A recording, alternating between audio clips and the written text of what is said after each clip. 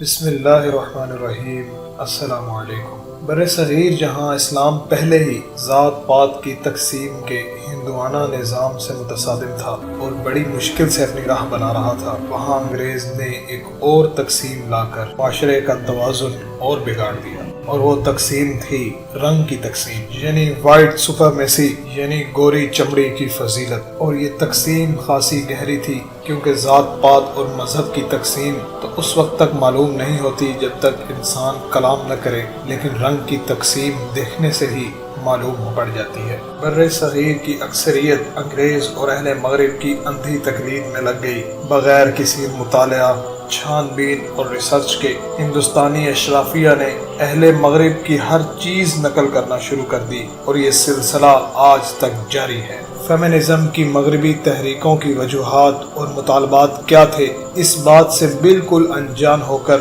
ہماری طبقہ اشرافیہ کی خواتین صرف سوشل سٹیٹس اور اپنی خود نمائی کے لیے ایسے مارچز اور ایسے جلسوں جلوسوں میں شریک ہو رہی ہیں، اور ان کی اسی خود نمائی کی خواہش کا استحصال مغرب کے وہ عناصر کرتے ہیں جو خود عورت کے حقوق کھانے کے عالمی چیمپئن رہے ہیں۔ آئیے آپ کو اصل عورت مارچ دکھاتے ہیں۔ ناظرین، آپ پورا قرآن اٹھائیں، آپ کو کہیں بھی نہیں ملے گا کہ شیطان کے وسوسوں کا شکار آدم اور حوا میں سے کون ہوا تھا۔ آپ کو کہیں نہیں ملے گا کہ شیطانی جال کے سامنے کون کمزور پڑ گیا تھا، اور دونوں میں سے پہلے خطا کس نے کی تھی۔ خدا نے دونوں کو برابر کا ذمہ دار قرار دیا، اور دونوں کی معافی بھی ایک ساتھ نقل کی گئی ایک ہی سیرے میں۔ ربنا ظلمنا انفسنا وان لم تغفر لنا وترحمنا لنکونن من الخاسرین۔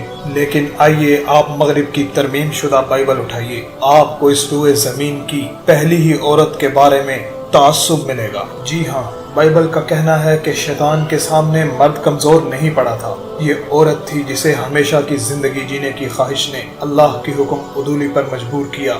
یعنی بائبل کے مطابق اس سارے خرابے کی وجہ ایک عورت تھی۔ آج پورا یورپ مذہبی رسومات اور کرسمس بڑے شوق سے مناتا ہے، لیکن کبھی بھی انہوں نے عیسائی علماء کی جانب سے بائبل میں ڈالی گئی یہ فرضی کہانی جو عورت سے امتیازی سلوک پر مبنی ہے، اس کو نکالنے کا مطالبہ بھی نہیں کیا۔ آگے چلیے، انگلش تہذیب سے متاثر طبقے کو انگلش زبان سے بھی واقفیت کرواتے ہیں۔ آپ انگلش کے لفظ ایول سے تو واقف ہوں گے، جس کے معنی ہے برائی، جس کے معنی ہے شیطان۔ آپ جانتے ہیں کہ اس لفظ کا ماخذ کیا ہے؟ اس کا ماخذ یورپ کی ہزاروں سال کی ثقافت اور تہذیب میں چھپی عورت کے بارے میں گندگی اور تعصب ہے۔ انگلش میں ہوا کو ایو کہا جاتا ہے، اور اس لفظ کے ذریعے عورت کی توہین کی گئی ہے۔ آپ ایک فریز کے بارے میں جانتے ہوں گے، ایول تھنکنگ، ایول تھاٹ، یعنی شیطانی سوچ، یعنی برائی کی سوچ، یعنی ہوا والی سوچ، یعنی ایسی سوچ جس نے شیطان کا کہنا مان لیا تھا۔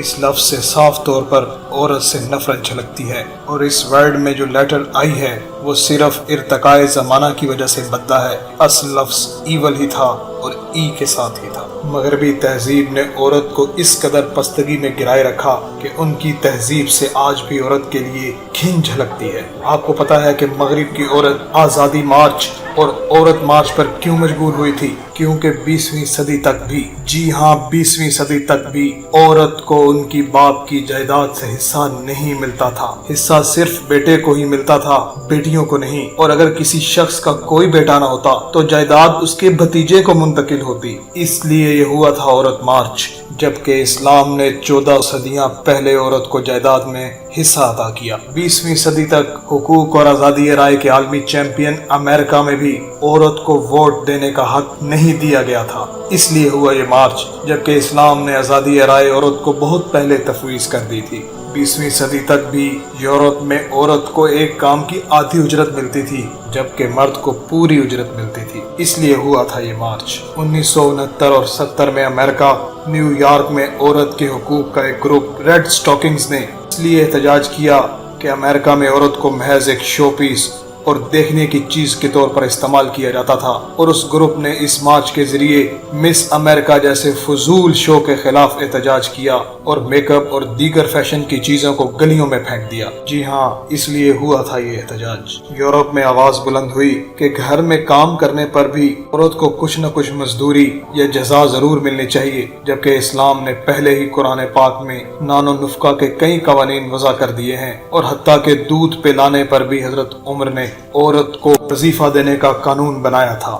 یورپ میں خواتین انفینٹیسائیڈ کے خلاف نکلی تھیں، جبکہ اسلام تو پہلے ہی سورۃ بنی اسرائیل میں کہہ چکا ہے کہ اپنی اولادوں کو رزق کے خوف سے مت قتل کرو، ہم تمہیں بھی رزق دیتے ہیں اور انہیں بھی دیں گے۔ یورپ میں جہیز کے خلاف احتجاج ہوا تھا، جبکہ اسلام نے پہلے ہی سورۃ بنی اسرائیل میں کہا ہے کہ فضول خرچ اور خود نمائی کرنے والے شیطان کے بھائی ہیں۔ یورپ میں چائلڈ میرج کے خلاف احتجاج ہوا تھا کہ آج کا لبرل معاشرہ ٹی وی اور ڈراموں کے ذریعے بچیوں کو اکسا کر گھر سے بھاگنے پر مجبور کر رہا ہے اور کورٹس میں جا کر شادیاں کرنے پر مجبور کر رہا ہے۔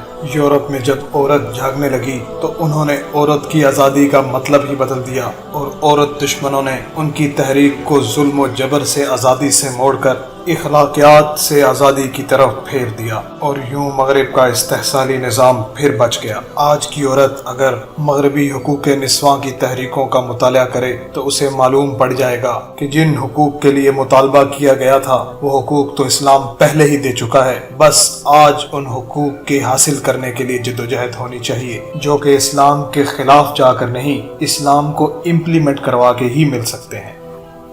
Please like and share the video and subscribe the channel.